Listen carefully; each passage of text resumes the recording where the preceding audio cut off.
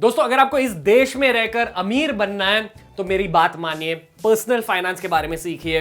और personal finance का एकदम बेसिक चैप्टर पता है क्या होता है? Mutual funds. ये आपके लिए एक इन्वेस्टमेंट ऑप्शन होती है।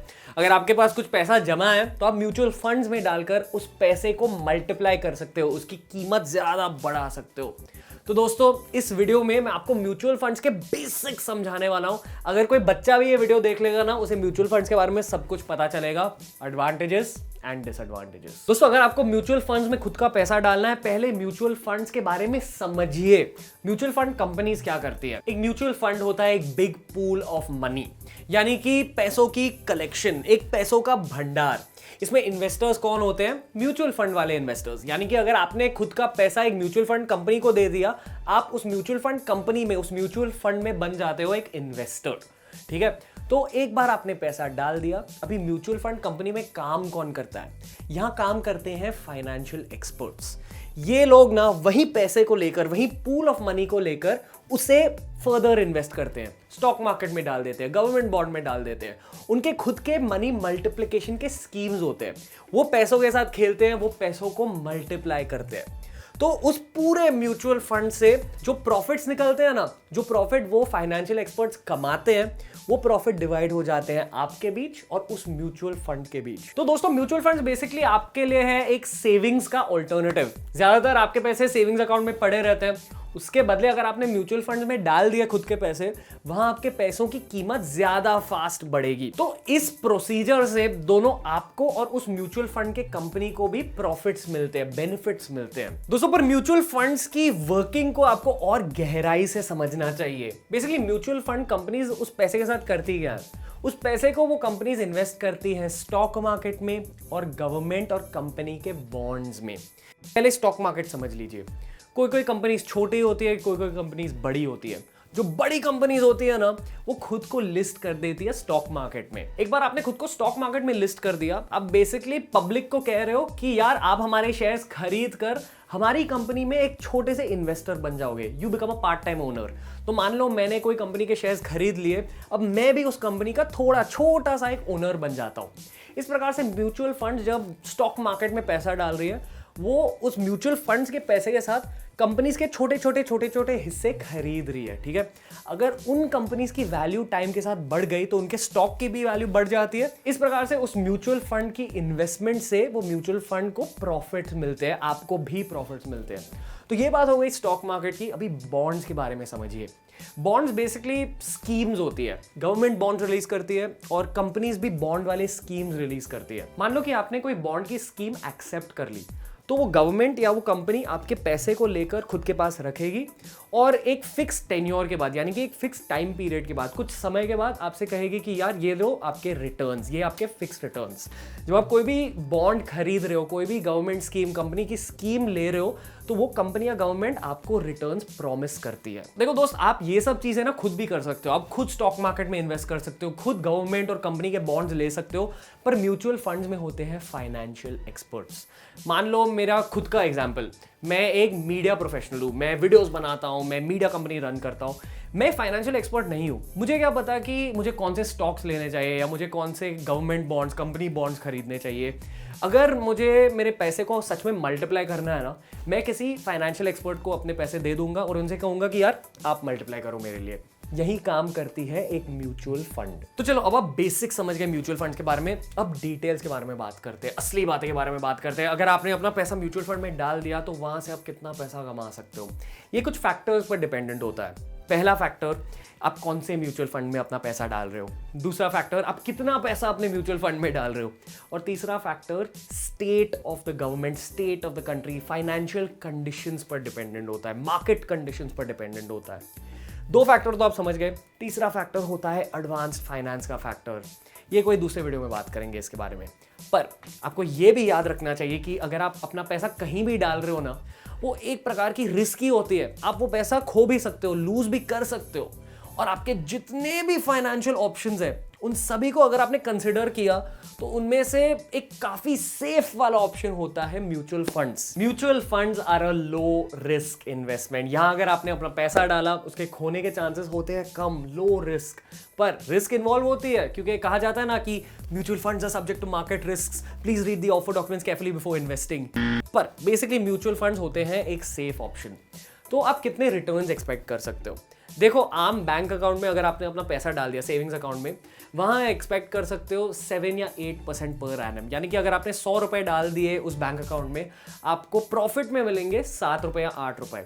म्यूचुअल फंड्स में ऑन एन एवरेज, अगर आप सारे म्यूचुअल फंड्स का एवरेज निकालोगे, वो एवरेज का रिटर्न होता है 12%।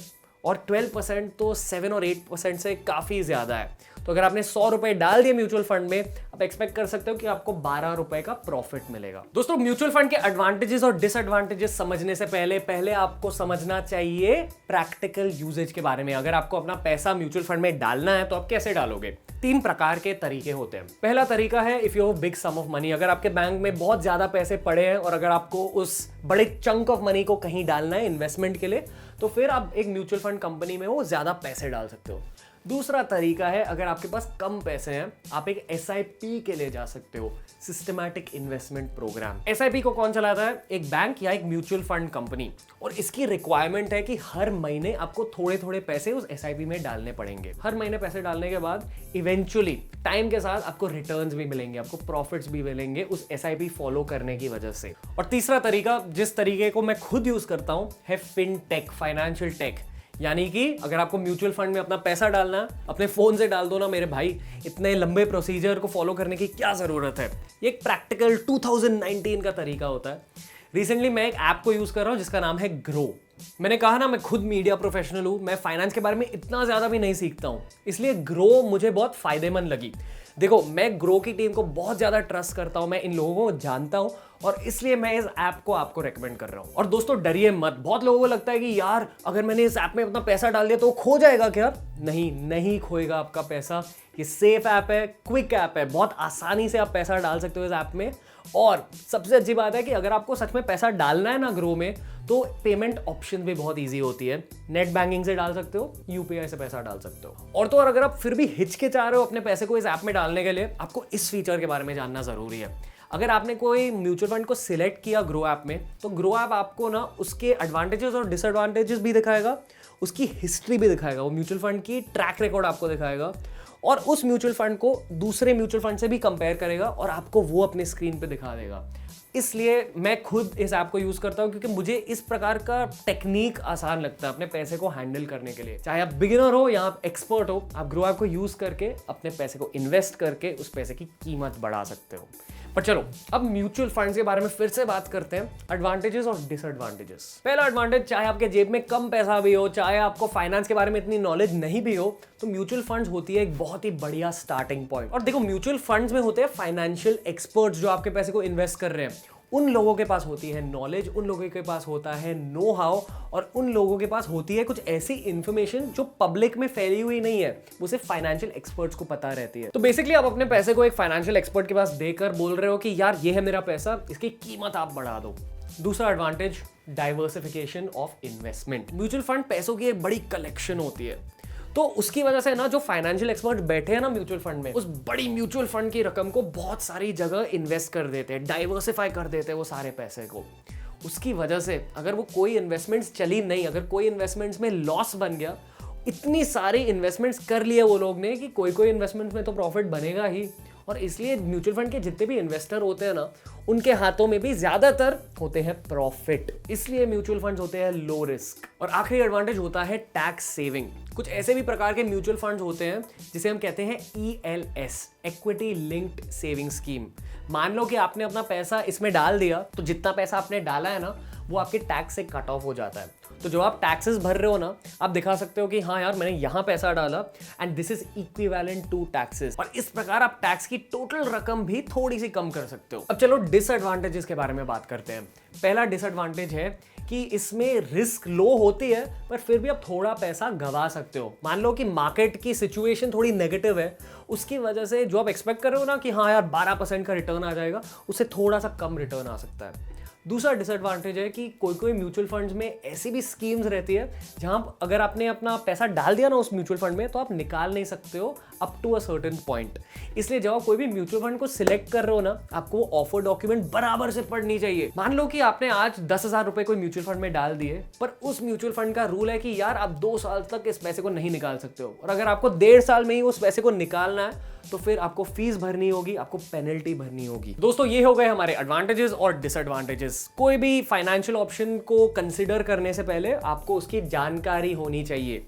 तो चलो अब फाइनल कॉल के बारे में बात करते हैं। आपको अपना पैसा म्यूचुअल फंड में डालना चाहिए या नहीं? मेरी रिकमेंडेशन है इस देश के लिए बिल्कुल यस। मैं खुद अपना पैसा म्यूचुअल फंड्स में डालता हूं क्योंकि ये होती है लो रिस्क इन्वेस्टमेंट, और चाहे आपके पास जितना भी पैसा हो, आपके लाइफ में होने चाहिए लो रिस्क इन्वेस्टमेंट्स। जिस तकनीकों के बारे में बात किया ना, जिस प्रकार से आप अपने पैसे को म्यूचुअल फंड में डाल सकते हो, उसके बारे में और ज्यादा सीखो। पर मेरी रिकमेंडेशन है गो फॉर फिनटेक। हम रह रहे हैं 2019 में, 2019 में, और ये है फिनटेक का साल। ग्रो है एक safe fintech option, definitely go for it. अगर आपको इस वीडियो में मजा आया, थम्स अप दे दीजिए, शेयर कीजिए ये वीडियो, कमेंट छोड़िए आपको पर्सनल फाइनेंस के बारे में और क्या जानना है मुझे बताइए। Until next time guys, from Ranveer and the team, namaste, best of luck, God bless you.